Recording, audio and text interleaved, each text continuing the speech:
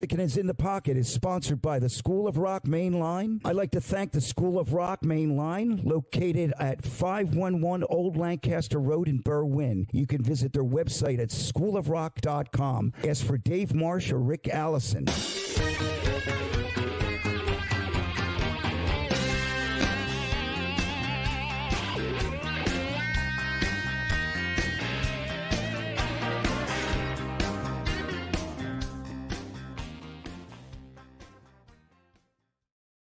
Everyone, welcome to the David Uosikkinen. I can't even say my name. David Uosikkinen in the Pocket podcast. Wait a minute. Do yes. that again? Welcome to the David Uosikkinen. Uosikkinen? Or I could say Uosikkinen, but then it really messes people up. When I thought it was Uosikkinen. Well, you have the American version, Uosikkinen. Uosikkinen. And that's almost Americanized. And but that's it's so many different versions. France Smith has been calling me David Uosikkinen for Well, go ahead with the intro. I interrupted.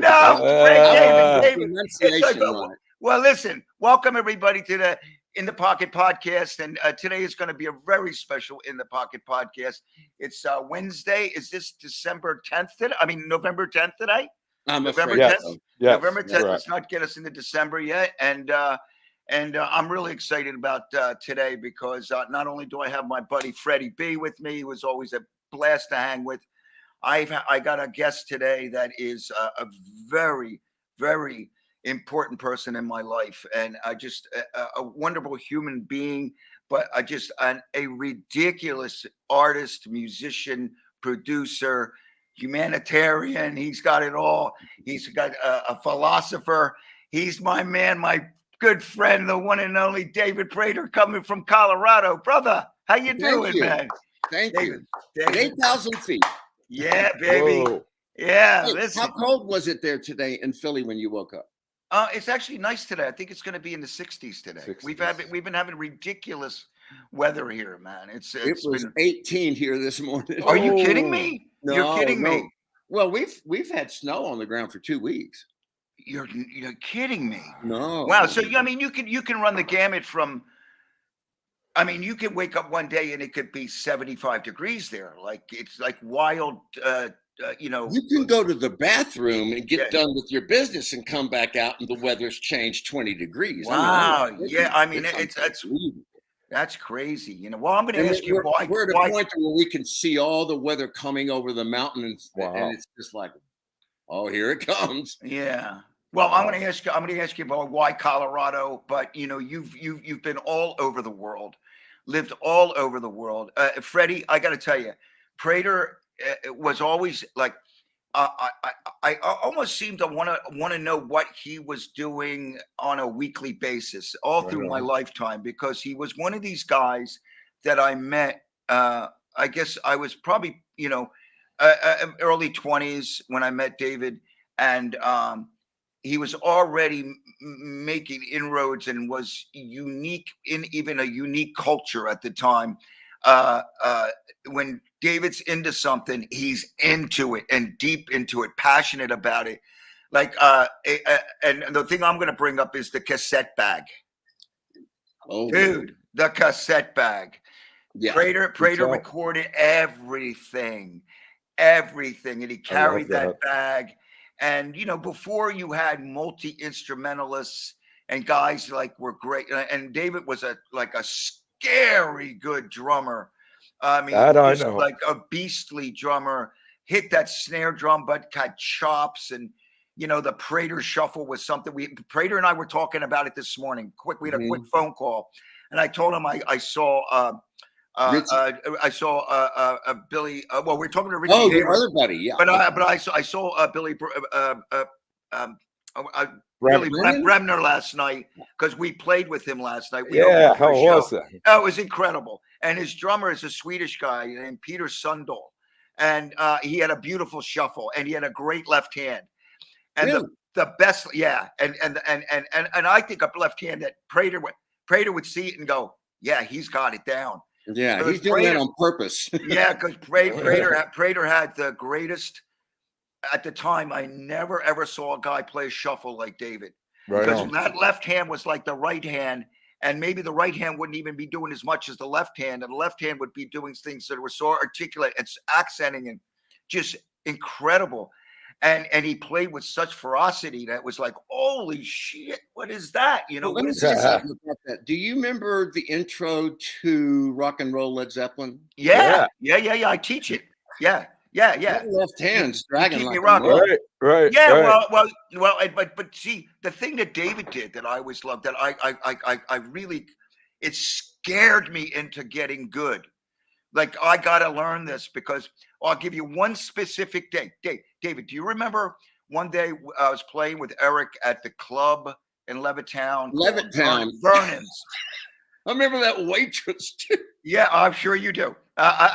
Prater comes in, and I say, hey, Prater, Dave, you want to sit in? So they do, I forget what, I think they did the Detroit Wheels. I think we did, yeah. Jenny, The take medley. a ride. Yeah. The medley. And David, the drums, I looked at my drum set and I was amazed that it was still standing. But let me just say that he wasn't bashing Freddie. He was driving the band. Yep. And I remember a friend of mine, a girl that I knew, really attractive girl, fine. She turns to me, she goes, oh my God, you can't do that, can you? I said, not like that.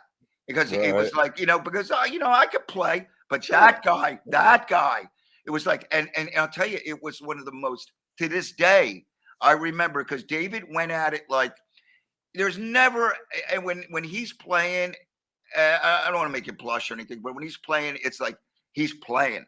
But it's like he's in the ring with Muhammad Ali, and there ain't no messing around. He's down and he's gonna dig in, and you better be at your best when you're playing with that dude. Yeah. It was really something, And David, and listen, this morning I was just kind of I got behind, and when we do these shows, I got to put together this thing called this web page that the guys drop the files into and everything, and because I forgot to do it, I get up this morning, and so I'm looking. I'm looking at your. I forgot about some of the great things that you did in your career.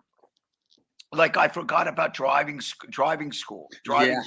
I forgot about driving school. I forgot about that. Like, Danny D'Souza, my buddy Danny D'Souza, was a keyboard player who was a friend of ours, a bass player friend of ours that we know, and he turned me on to David playing a song that later on Carlos Santana had a hit with called "I'm Winning." David's but David's rhythm track on the original was it was like his drums, even back, it cut through. I remember hearing it going like, and Danny said to me, listen to this drum track. And I mean, we oh yeah, David, you should go back and listen to it. That thing with Nona Hendrix was a thing of beauty. Oh, wow. And you maybe play 2 or 3 fills in it. It's just the way you hit the bass drum and the way you hit the drums, and the way, he was always on top of that, drilling holes into the drums, trying to make the drums sound better, trying to do things. But I mean, just somebody that people would say it's like he was just over the top with the drum stuff, trying to do things, but it was something that I admired, and it was like, I want to be that guy. I was like, I want to be him. You remember? I want to be Prater. Yeah, we were Stephen Stars on the balcony. Yeah, and I was sitting up there. Yeah. And you came up and said, "Hey, man." Hey, man. I think you had seen us. I don't know. Maybe we toured for a little while with Blondie. Yes. We played Walnut Street Theater. Yes. Yeah, I didn't make that one.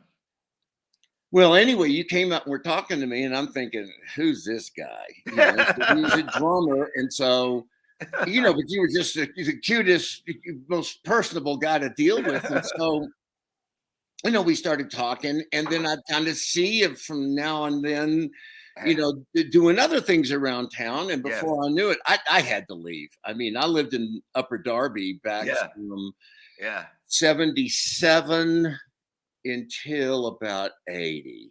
Yeah. Wow.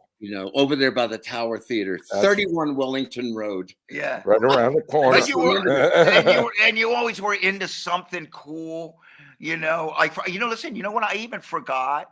about, like, when I mentioned you've been all around the world, you really spent a long time living. Like, you were the first guy I knew. I knew some guys that went to the UK, but when you moved to Germany, Germany. and During the Cold War. and you lived Wow. there Mhm. before the wall came down. Wow. You were long there. before that. He almost was 10 playing. years. You were playing with Jeez. Roy in Nectar. Right. And you know, David was always like about 5 steps ahead of everyone, you know, musically, on a lot of levels, educating, like when I talked to him, educating you into what, you know, what's hip and what he's doing, and, you know, thoughts on life and politics and people.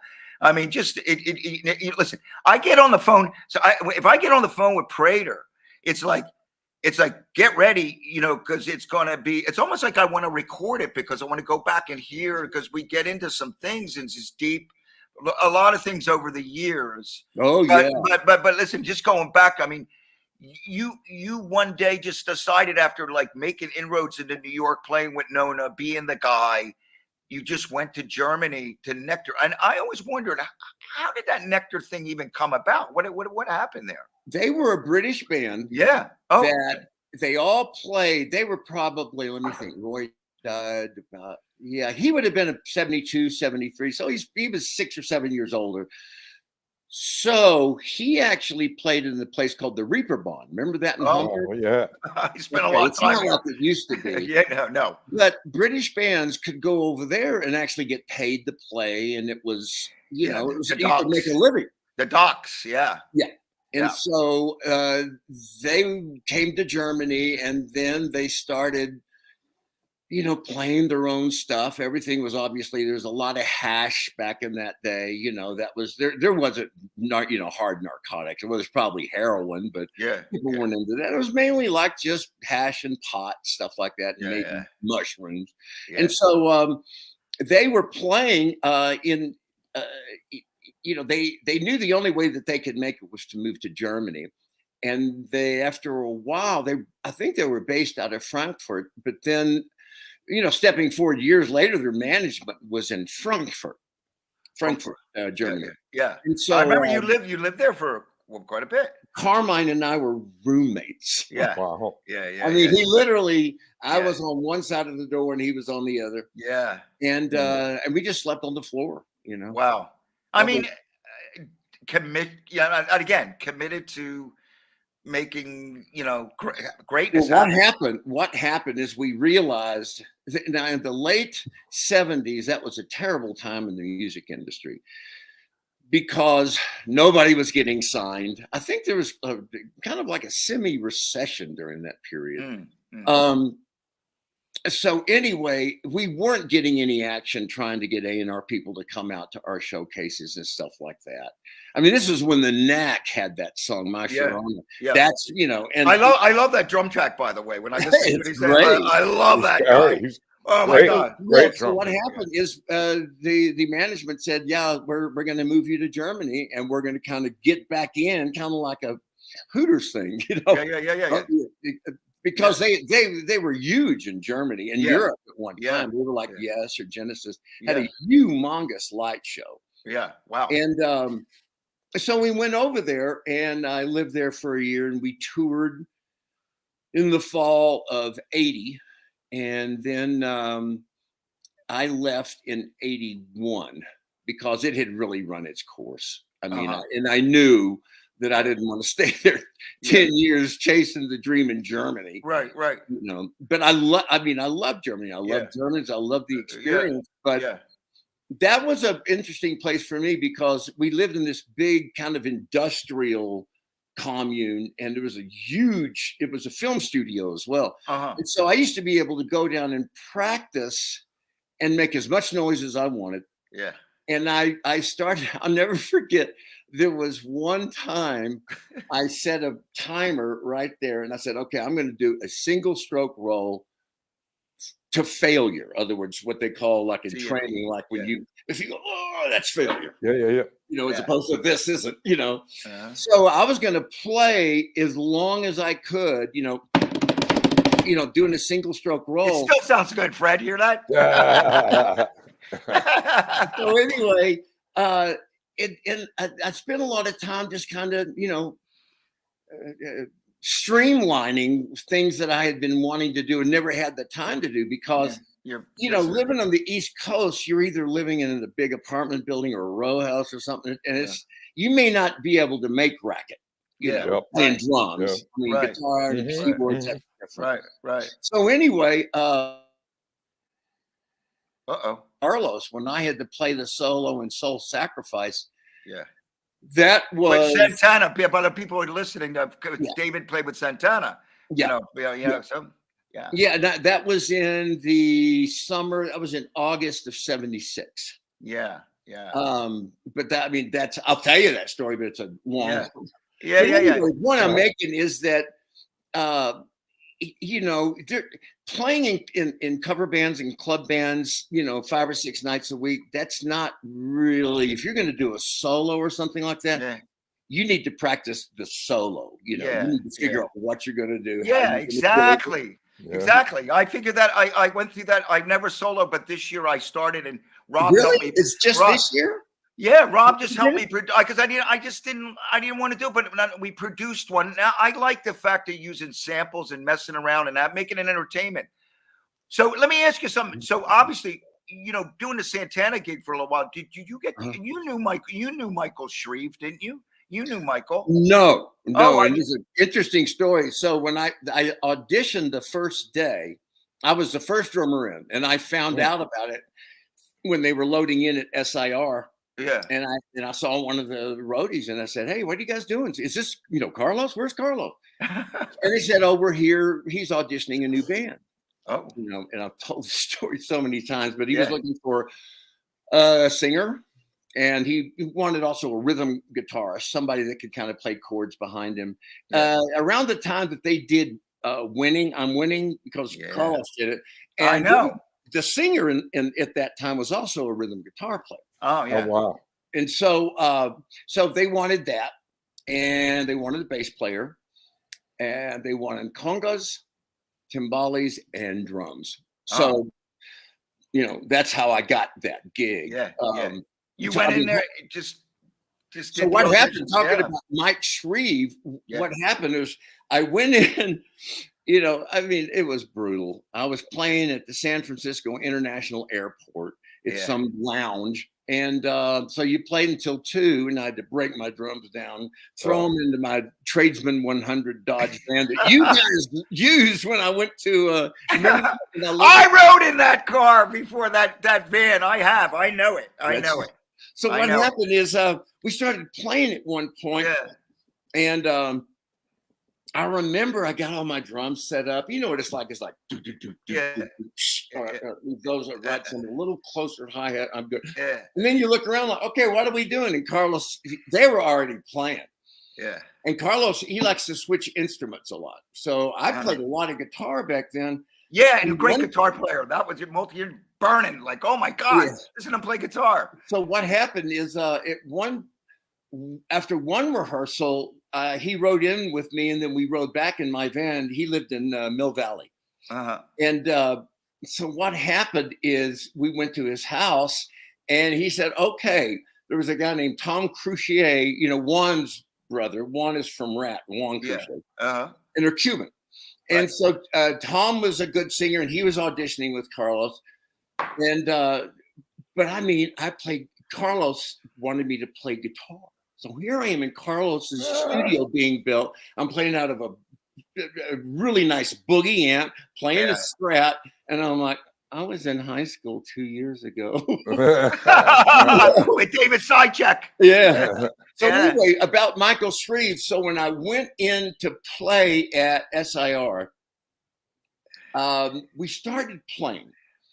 And that was back when people actually jammed. Jamming to me is not playing, hey, Mustang Sally? Yeah, okay, let's do it. Right. You just start playing, and somebody says, what do you think of that? You like that chord? Okay, before you know it. And Tom Coster was in the band, and he was a phenomenal musician. He was actually, I think he may have been Armenian. He played accordion as well, really well. Oh, wow. So anyway, there was this ferocious, if you've ever played with guys from the street, like Raul Rico. Did you ever meet Raul? No. Percussion. Well, that guy was built like Marvin Hagler. I mean, he. Oh, was, wait a minute! No. Maybe he was he playing with him in '82? Oh yeah. Okay, then I met him. I did meet him. I wasn't sure. I got a photo of him. Yeah. From the day he came in. Yeah. In '76. Yeah. He was there until he died. Oh, okay. Yeah. Okay. Oh. So anyway, we were playing, and then Journey. The original Journey with no Steve Perry was in the big room at SIR. Right. Michael Shreve and Automatic Man and Bayette and all that. They were in another room. Wow. You turned me on to those guys too. Yeah, Automatic Man. Love them. Bayette, yes. And then, I'm not done with it. Mingo Lewis. Oh, wow. He had his solo project, and he, so now there's 3 bands, and in walks Greg Rowley. He had this big mane of hair, and I'm saying, that's Greg Rowley. And then Ainsley Dunbar comes walking in. There's and then, and I'm going like, and they're staying, and so everybody was in the back smoking cigarettes, just bullshit. Hey, are you guys going to be in town? Yeah, okay. And everybody's visiting, and we're playing. And after a while, now this is nuts. After, we played for at least a good 30, 45 minutes. Just wow. Jamming. And there'd be one part to where he'd take his guitar off and go over to bongos, and so now it's a rhythm orgy. Yeah. And so Shreve walks in. Yeah. Ainsley's there. Wow. Tower Power walks in. Oh, so Garibaldi's there then. All wow. all the cats. There was one more. They were called Rubicon. Okay. Oh, I remember them. Jack Blades and basically the basis for Night Ranger. Those guys. Yeah. So anyway, I'm looking at this, and I'm just thinking, man, this is unbelievable. But it felt great. I mean, I'll just never forget that first day when Carlos stepped in the middle of the room, and he looks over at me, and he puts his guitar on. He had that old Yamaha double cutaway. Yeah. And he just goes, and it was just kind of like we, hit the hyperdrive button. And so we played for a while, and then we stopped. And then this guy comes walking in, and to this guy was like Moses to me. Yeah. Who other than Bill Graham? Wow. Oh, wow. Because he was, he was Winterland, that whole thing. Yeah, Bill sure. Graham. Yeah. And he comes in, and he comes and sits right next to me. And so I'm playing. There's Bill Graham, and he's looking at me like, yeah, keep going. And I'm just thinking, this is not happening. Yeah. I've done acid, but this is not a flashback. Yeah. So that's how it started. And that's with Mike Shreve. Because Mike, when he did that solo in Soul Sacrifice in the Woodstock film, I just thought that was the most courageous thing I'd ever seen. Yeah. White guy out there, and all I know. Dave Brown, he's a black dude from Yeah. and then Chipito, he's on, I think, Guatemala or Nicaragua. Yeah. And then Michael Carabello. So it was a racially intensely mixed. Yeah. Yep. And you hung with these guys and played with these guys and did so many amazing things. I mean, you've lived a life of, like, to me, it seems like you've done so much. And you know what always really fascinated me about you, David, is that you knew when it was time to go. Yes. He knew that he never hung to. It was like, okay, go on, next thing. It was always the art that pushed him. And because not only these great bands, I mean, the guy. I played with Kenny last night, Kenny Aronson, Kenny and I go way back. He played with Brian Setzer with Kenny, and I saw some gigs. I because it's like, okay, I see other guys play with Setzer, and they're great drummers. But I said I had to see what Prater did with him, because I knew that it was going to be a different animal. It was just going to be like, wow. So you got Tommy Burns. Tommy Burns was playing guitar. I love Tommy. He's a good friend. He's been there and yeah. To a good guy, and Kenny and Brian Setzer, and Chuck Lavelle. Yeah, and Chuck Lavelle. Wow. An amazing band. And I got to tell you, and I love this, what you told me about Setzer recently. I don't know if you remember, about a year ago, we were talking about Brian, and David said to me, the dude just keeps on upping his game. he's like learning, you were talking about how Setzer's playing guitar and just even better than he was before. Oh, Just absolutely. get better. Yeah. He'll give guys credit. It's like amazing. Now, what you most recently been known for, I mean, musical things, you did Baby Grand, you did great bands that you've played with, and then you became a world-class. Your producing was different than, because I remember you talking about bussing tracks and doing things like, you always knew about the gear, like 10 steps about every, analog stuff, getting the sound. A world-class producer. You produce Dream Theater, which is like, I teach at the School of Rock. I got like they got kids there. I mean, Dream Theater is like everybody wants to be Mike Portnoy. They all want to be. Careful what you ask for, because you just might get it. Prater and I would talk about, and sometimes because he produced so many records, I'd reach out to David. I said, well, what about this guy and what are they doing? He was always frank and honest with me about stuff, but you did records and from Dream Theater to like one of my favorite records. Well, it started with Firehouse. Firehouse. But one of my favorite. favorite. I first got involved with Sony. Hey, listen, Heroes and Zeros with Glenn is one of my favorite all time. That record you put on, and Glenn, he sounds amazing. You produced a record that sounds sonically like off the map. David, do you know that we recorded that in a moldy, damp, dingy basement? It was 156 Valley Road in Montclair. Yeah. And so, when Glenn said, I want to do the record with you, he was really into Prince. And he read everything. Glenn's so brilliant. He's brilliant. Unbelievable. Yeah. And so, what a tandem when you were with him. I thought, because I knew Glenn, and I'm thinking Prater and Glenn Burtnick. Wow, I knew that was something great. We had a reign of terror there for about 2 years. I bet. Look out, ladies. Yeah, but what happened is, I had a Nakai 12 track. Yeah, and I had done some demos that wound up. Heard it in the radio. Stupid Boys, Walls Came Down. I think there was 4 songs are from my demos on that record. Wow. Oh, man. And that's why those triggers. Oh my God, I'm so embarrassed. Triggers back then. I don't even know how you dealt with the latency and all those things. I was doing triggers in the very early '80s. Yeah, you were always into that kind of stuff. But so you had a relationship with was it Mike Cap? Was it Michael Kaplan? Michael Kaplan. Oh God, I love Michael. Well. Hey, David, here's a 6 degrees of separate. Freddie played drums with John Kuzma. You did? Yeah, and Michael was a fan. That's how I knew. He passed away, didn't he? Or is he still alive? Michael? No, he's still alive. All right. Yeah. Oh, sorry. That's Sorry. It's okay. But that's how I met him, through playing with John. Yeah. God bless. Rest. Well, John passed away. Yes, he was my best. He was my best friend. Was it leukemia or something? John died.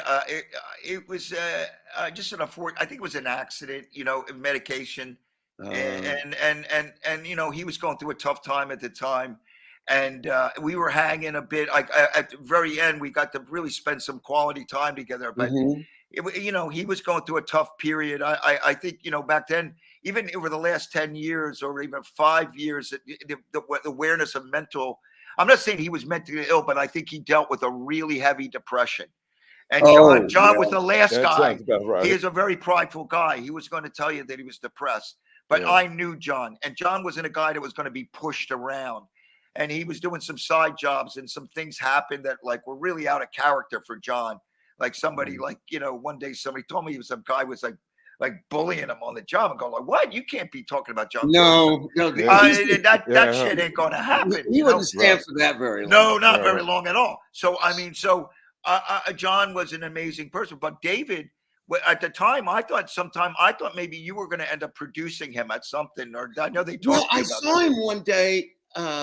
I spent a lot of time at Black Rock, 51 West 52nd, and walk in, and Michael was always there was a band from Philly, Ekelin, you know those guys? Yeah. You know those guys, Freddie? Yeah, they were kind of like a prog folk band. Oh yeah.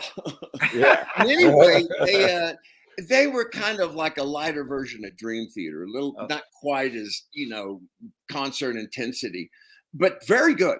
And so Michael was always finding people from kind of off the beaten path. There was Ekelin, and then there was John, who I always thought was just supremely talented. Yeah, he had anything. Yeah, I mean, he's a beautiful singer, beautiful player. Yeah. And he was there, and I'm thinking, okay, let me call Davey and find out if this is okay, what he's doing, Because, at that point, he was in a development deal. Yeah. Did he ever actually do a physical record? He did something with Ed Stasium. Exactly. But I don't think it ever, I think that was another thing that knocked him for a loop. They never released it. And John wasn't, I think maybe the biz side of it, he could have been a little more on top of it, but things happened. They didn't release it, and he made a record. I wish, Ed's great, but I think that, I wish he would have worked with you, because I think you would have done things that would have made I understood Philly. Yes, you did. Right. You did. And that's a very specific thing. It's not like Brooklyn. It's not like Long Island. Right. Philly's its own thing. Yeah. And he really, it's kind of like Springsteen. He likes people from that Asbury Park, that area. Yeah. And so he's got a whole band of them, Yeah. And John, I think, needed that. He wasn't somebody. I wasn't like that, but he was, and I was sensitive to that. Yeah. And I would have loved to work with him. I would have been great. But you've always so I'm gonna toggle a little forward. You did Dream Theater, and I don't know, since I think we're not gonna be able to play the whole track, and I don't know if Jimmy, if you sent a Dream Theater track, right? David, did you? That's right. Yeah. Somebody remastered it on YouTube. Yeah. Oh, wow. Because let me tell you something you don't know is we were doing, when I first went over there to CBS, Sony, it was Epic. CDs were just starting to come into play. Right. And so like now you can go to a computer, you can go to an Ultra Maximizer or something on Pro Tools and hit a button, and it'll increase your headroom and make the CDs or the cassettes so loud. Yeah. Well, back then we had to make records, and you couldn't do that with records. So there was no pushing the headroom with digital because it was in its infancy at that point. I'm telling you. Yeah. And so when you go back and you listen to the Dream Theater record, Images and Words, and it's a beautiful sounding record, but if you're listening at home, you can turn it up. Yeah. But if you're listening to it in like a stream of modern things, like here's Lamb of God, here's Five Finger, here's Papa Rose, blah, blah, blah.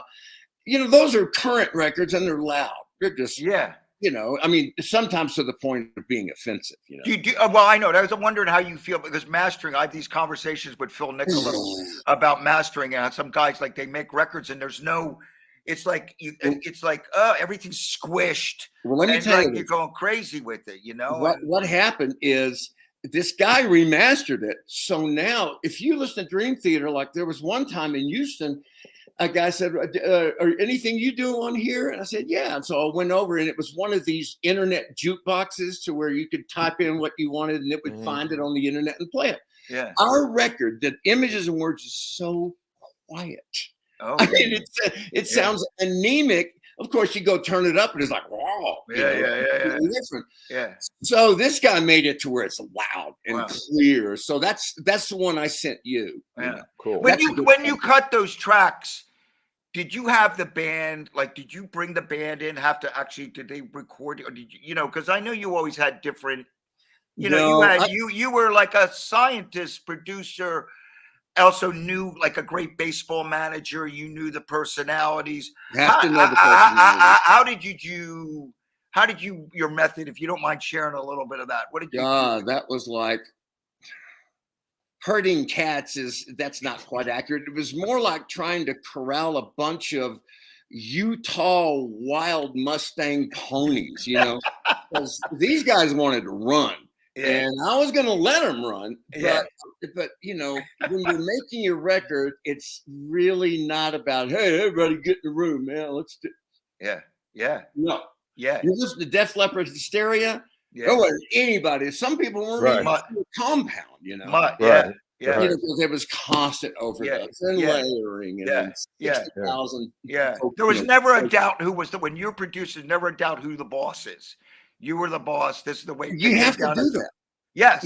I mean, and I went through some scary stuff, to where it was just intense. Yeah. But you just take a breath and keep going. Yeah. But you have to let them know Yeah. that, no, I won't stand for a mutiny. And that happens. I'm think sure that happened on their first record for Mechanic. Because, and Terry Date engineered and produced it, and it sounded terrible. And Terry Date's a great producer, great engineer. And I think what it was, it's one of those things where the band comes in and says, oh, can you run that back? Oh man, my E string's flat on there. Here, let me get my guitar. No, we're done. And I think whoops, what did I do? You're good. I was, you had to make sure that, that everybody knew what their limits were. They could go up to this point, but not that. Right.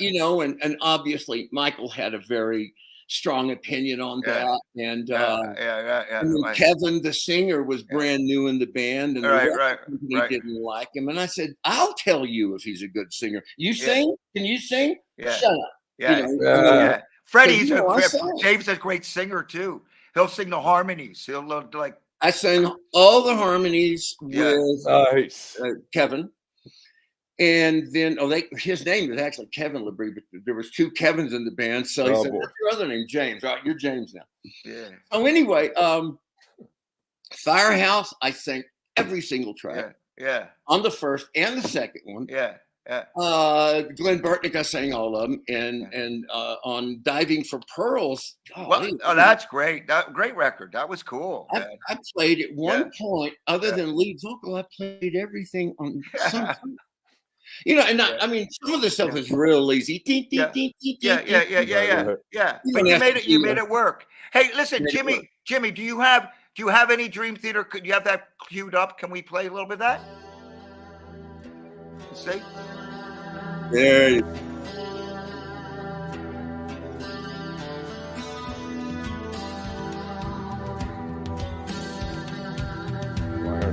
Here it is.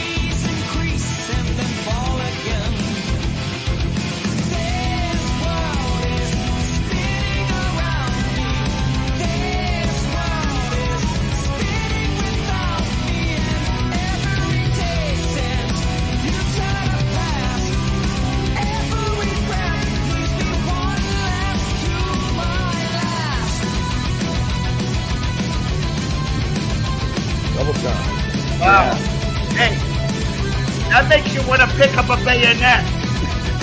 You know, let's go to war. That makes you wonder, like, what the hell? I mean, No, you're exactly right. It does. Baby, when I did that Inspired. record, let me tell you something. I got cold chills singing. I did too. Nice. I did too. I did. It was beautiful. I mean, I love hearing it now and going like, wow. And then I love that you produced it, man. I think that, Well, you know, thanks. freaking amazing. The thing is, I knew. See, I turned the band down before because they were not very pleasant when I first met them. Yeah. And I thought, and that was to the A&R guy. They're like, when are we going to do this? Are you going to sign us or what? Yeah. And I'm thinking, you guys just got dropped. I'd be a little nicer to Derek Oliver if I were you. You know, so they got picked up again. I mean, they were orphaned, man. I mean, that was, you know, you guys know the business. I mean, once you're on a label and you get dropped, that label's usually that band is done. Yeah. So anyway, at one point, Derek called me in the summer of '91. He said, David, you're going to do the record. There's nothing you can do about it. You have to do it. And I'm thinking, okay, you know, I've never had a record company be that blunt, like, we want you, and I'm not hearing it. Normally it's like, I don't know if we want you, convince me. Yeah. Right. So anyway, you know, I went out and did a one very informal recording at the rehearsal place and kind of reintroduced myself. And then we went in like September 15th of '91. That thing is 19. Wait a minute. It's 22. Yeah. Is it not 40 years? It's almost, it's a little over, it's 31 years. 31 That's amazing. Amazing. Sounds great. We did it in '91. Yeah. And did it from December 15th into about December 11th, something like that. It was back when records took 2 months. That's the way every record I did was 2 months. Yeah. We were on time, on budget. And, you know, I ran it was a streamlined operation. Yeah. But we did it in Fair Tracks, you know, which is no longer there. A hedge fund guy came what studio was it? What did you do? Fair Tracks. Oh, Bear Tracks. Bearsville. Yeah, Bear Tracks. Right. Yeah, it wasn't Todd Rundgren's place. It was Spyro Gyra's, Jay Beckins's. It was his place. Yeah. So and you anyway, knew all those studios. You knew all the places. Oh, yeah. Yeah. Let me tell you this. This is interesting, though, because I knew when I did that record, I said, I was seeing a girl at the time, and she would come up, and I was just talking to her, and I said, this is preordained. I don't know what's going on. I don't even feel like my feet are touching the ground, because I knew you know, that I had done some what I thought was really good work, but you know, that was right as Firehouse, Love of a Lifetime, and all that was starting to take off. But see, I was always in the studio. I never heard any of my stuff on the radio ever. Really? No. Wow. No. And so I didn't know. The guy at Atlantic said, you know, you've got a huge hit in your hand, and I said, really? Come on. Well, Yeah. You know, I thought it'd be like a mainstream college Heat Seekers or something. No, it's on the top 100. You mean the Firehouse or the Dream Theater? The Dream Theater. A Firehouse. Firehouse was exploding. I remember that. I remember. Huge. So anyway, I knew that I would never have a chance to fulfill whatever my destiny, you know, contained within. I knew that if I didn't, I mean, here were the best players you could ever ask for. Yeah. I mean, Mike, Kevin, John Petrucci. Yeah. I mean, you know, and everybody was like a circus ventriloquist. I mean, they were like contortionists, you know. Yeah. They could just do incredible stuff. Yeah. And so I said, okay, I'm going to swing as hard as I can first pitch. Yeah. And I didn't let up. I kept my foot on the pedal for 2 months. And I just knew that if I was ever going to make a name for myself, this has to be it. Yeah. Because the other bands, I mean, Firehouse, as good as they are, and they're a great live band. Right. But you know, they're like a machine. Yeah, I mean, still playing the first 2 records. You know, 30 some odd years later. But I mean, there's a hell of a legacy with that. You know, the Dream Theater. Like I said, kids, like they all try to want to be. You know, their goal is like, how do I get to be that good as a player? And they hear the records and stuff. Well, check this out. So we're finishing the Dream Theater. I go to Florida and just sit in the hotel room for 5 days before I started the next Firehouse, because they were coming off that record, and then I'm doing this Dream Theater, and I thought Dream Theater, that's a really great record, but it's not going to go anywhere. Come on, give me a break. It's like Greg's with a vocalist. You know. So anyway, then there's the American Music Awards. Yeah. And we're in the studio. Yeah. And they win, you know, Band of the Year, Best New Rock Band or something against Soundgarden, Yeah. Nirvana, and Pearl Jam. I mean, it was crazy. So at that point, I did the first Firehouse, which is already platinum and going, and then I've done Dream Theater, and then I did the second Firehouse, and that went platinum. So right there in like a space of a year, I did 3 multi-platinum records in a row. What year was that? What year was that? What year? 90, 91, and 92. Yeah, I remember I ran. We played, I think, I remember running into you in New York. We were playing somewhere near the seaside. Remember by the concerts he used to do about and I just felt like I didn't see you for a few years, and I ran into you, and things were like, you became like the producer. It was like, wow. And I couldn't have been happy for him, Fred. I remember seeing him. It's like he's like became it's like he moved from great, nothing wrong, like drummer, great drummer, doing things. But then it was like he was running the show. And it was it was really cool to see like a friend do what he did and did not compromise. That's what I loved about you, David. You did not compromise your thing. You said, you know, this is the way it's going to be if you want to work with me. And I love that about you, man. Well, the thing that I got to tell you is that talking about the oh God, I had my train of thought, and then it'll come back to me in a minute. Talking about the yes, here it is. So one of the things, you know, you do your record nowadays is like, well, we think we're going to get Andy Wallace to mix it. I think. Yeah, I know Andy. I work with Andy. I know Andy. Right, or we're gonna get CLA, Chris Lord Algae. Okay, right. And you know, and all of these guys, I mixed personally with my own fingers. Yeah. All the singles. Yeah. You know, Love of a Lifetime. All of that. We finished the record. Then I started mixing. So you were doing that. What about automation? Even back then, you watched automation because you had like guys that have hands. I need guys to come in. You were doing like automation and stuff like that. When you were doing mix, you had to borrow hands from people, push that fader up, or how were you doing? Yeah, if you're in that room, you're working. Yeah, you're not observing. You know? You're not just hanging out. No, push that fader up when I say no. Well, you know, because you know what it's like. It's like you know, you've played sports, you've played basketball. There's a point where the momentum's building. And you want your best players. Let's go. You know, you don't want to like let's take a timeout. I'm kind of wounded. You know, no. Yeah, it must be so exciting doing like that's one of my great disappointments. I would have loved to have done a record with him. Because he just it too late. I know. I got some things in mind. Hey, so I got it because we're running behind, and I got to talk about, you know, the band. Walk into a place, and it's like you walk in with these guys, and everybody goes, "Who the hell are these guys?" The Texas Hippie Coalition. Oh yeah. Oh, Prater told me about now. Before Prater, I even knew David was working with this band. I saw this band on TV on Jerry Springer. Yes.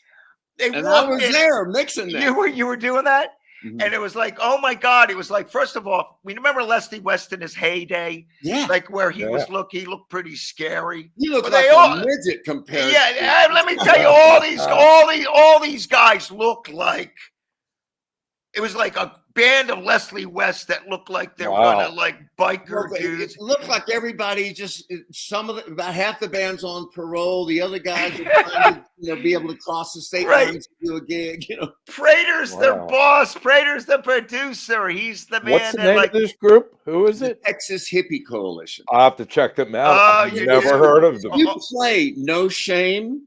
Yeah. Can you see the video too? Yeah. I don't know. Can you? We'll put it on. I think we can do the video. We'll go on, but play a little. Play. The song. It shows them on the street at the shows, at the NAMM shows. So it's just like somebody's running around with a camera. Yeah. And then they edited all that together. So it's a great way to see what they're about. Yeah. Hey, Jim, can we run a Texas Hippie Coalition? No shame. I love the name. Yeah, I know. Oh, well, Texas Hippie Coalition is THC. You started at the top again so you can hear that drum fill. Jimmy, go back. You can start it. You can start from the top. Yeah, turn it up. Yeah. Cowboy, baby. Cowboy.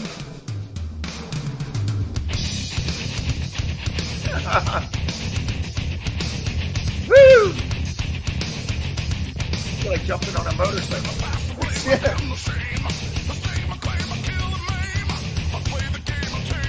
There you go.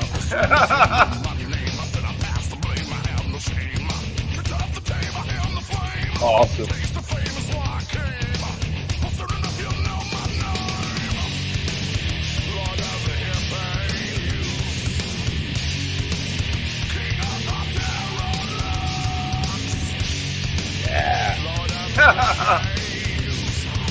So you're not watching the video, though, are you?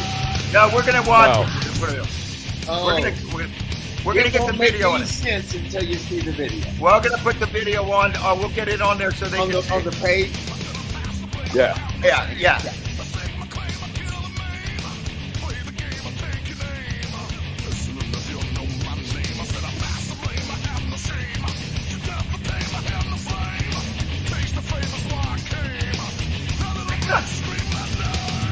Man, oh man.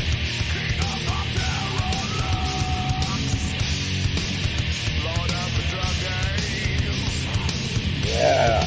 Oh, that's rocking, man. Oh, it is. Well, let me tell you the story. I just would love to see you producing this. You in that Oh, room. my God. You know where I did that? Yeah. I did it in a 10 by 12 room in Yeah. Denison, Texas, next to the Eisenhower Museum. Yeah. And it's a little pier and beam, dinky ass house, probably built in the 30s or 40s. I recorded the whole band there Yeah. and did all the overdubs at my house in Salado in my upstairs attic. Yeah. So Wow. literally, I didn't do it in the studio. I had a 2480 Roland. Do you know what that is? Fred, do you know anything about the Roland? Yeah, I have a set of Rollins. Yeah, well, the CD 2480 was a 24-track multi-track Yeah. machine that they made. It was Oh, digital, right. all digital. And I just got really good at it with that machine, to the point to where, I mean, tell me if the sound of that is any less than No. working in Los No, Angeles. not at No. all. Not at all. I was going You to know, say so- that drum sound is spectacular. You know what Yeah. the drum sound is for the most part? What is it? That's an Alesis DM5 Are you- kick and snare. You're I, kidding me. I got him in my garage. I got a kid.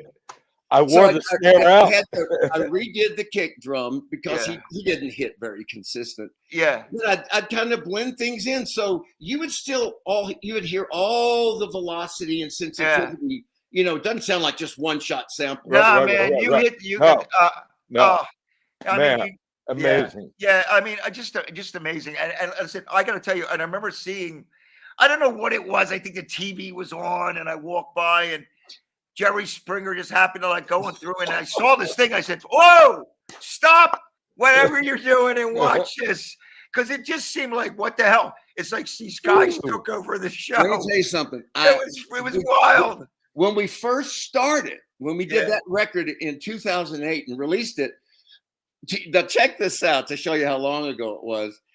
The only way we could tell how we were doing was MySpace. Yo, Oh, wow. wow. MySpace. And they used to have something like, there was some count, yeah, like, I don't know, okay. views or something. yeah. And so you knew, depending on what your number was, Yeah. how many people were watching it and how Right. it's selling. Right, So right. what happened, as soon as we went on Jerry Springer, Yeah. the reason we were on there is because all these SWAT teams and police departments in the United States, they're all in touch with each other. And a lot of those guys like to pump iron and do Brazilian jiu-jitsu and all that stuff.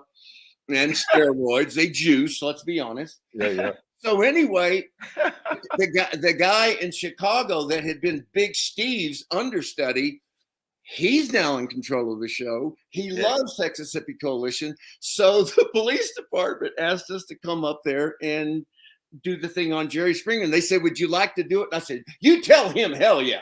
That Oh, is oh, that is man. our audience. Dude.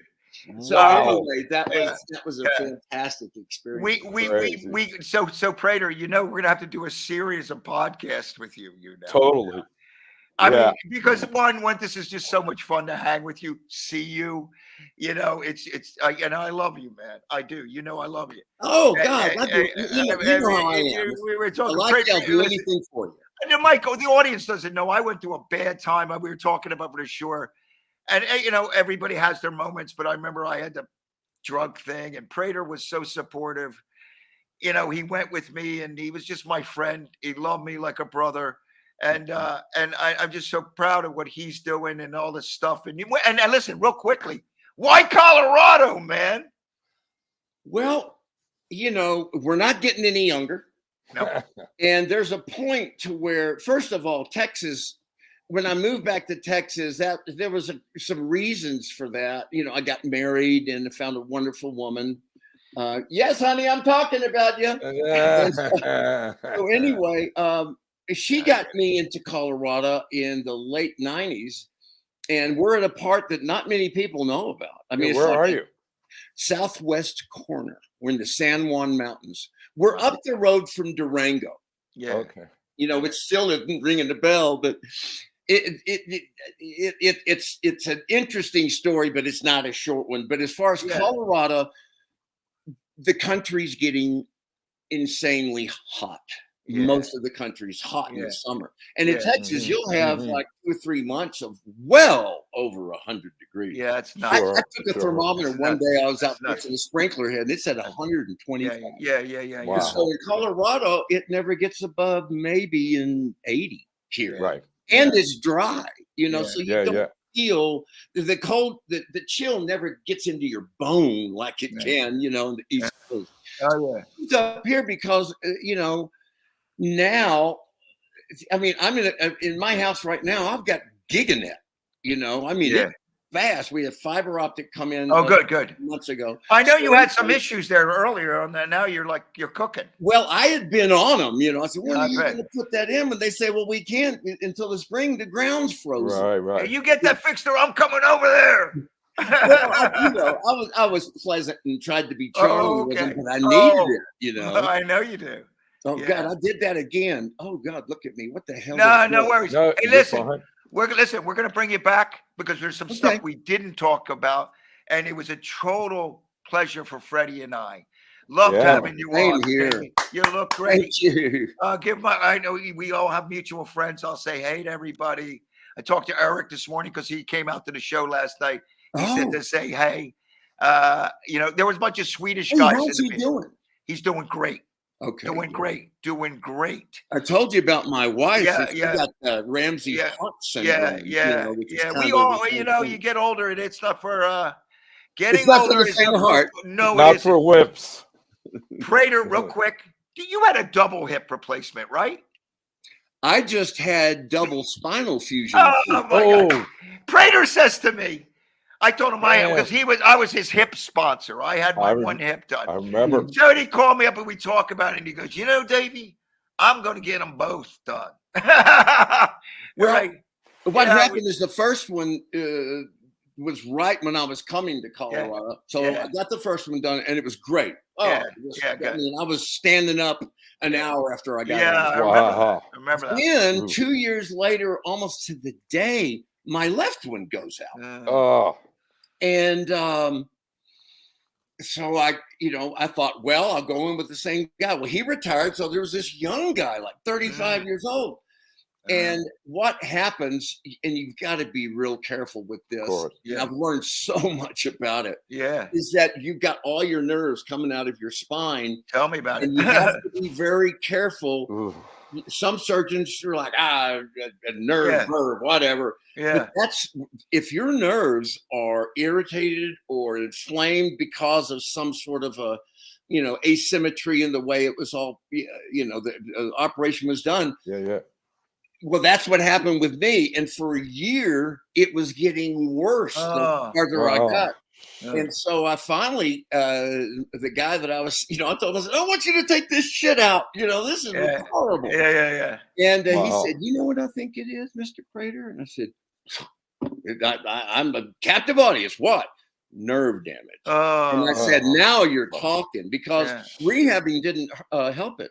So I found a doctor, and he said, I looked at your x-rays and your MRI, and he said, let me ask you one question. What's that?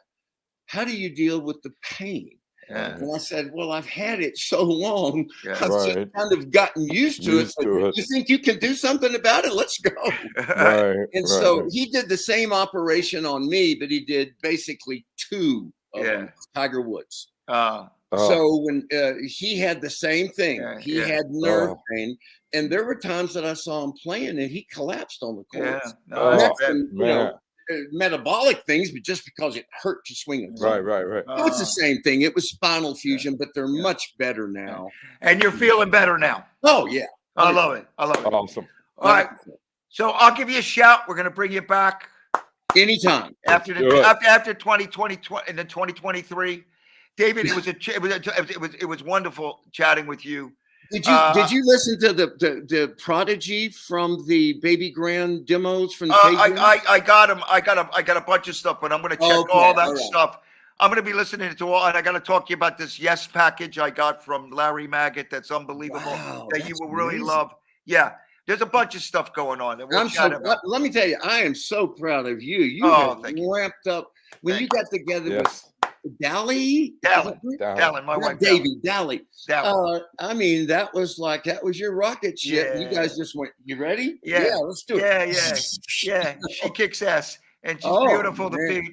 So I eat good. We hang out. She's my rock. So it's good stuff. We're all lucky men. Yeah, we are. We got beautiful. Freddie's the same way with his wife. So we got good stuff going on, and without that, you got nothing. So anyway, listen. You got problems. Yeah, you got problems. Certainly makes it better. Exactly. Yeah. So listen, anytime you need me, I'll do. I know you know me. I'll do whatever you need. I know you do, man. I know, and it's great. Yeah. So listen, I want to thank our sponsors. I want to thank Wildflower Media, Podcasting, Jim, Rich. Thanks for everything. We'll see you again back here on In the Pocket. Catch you later, guys. Thank you. Thank you.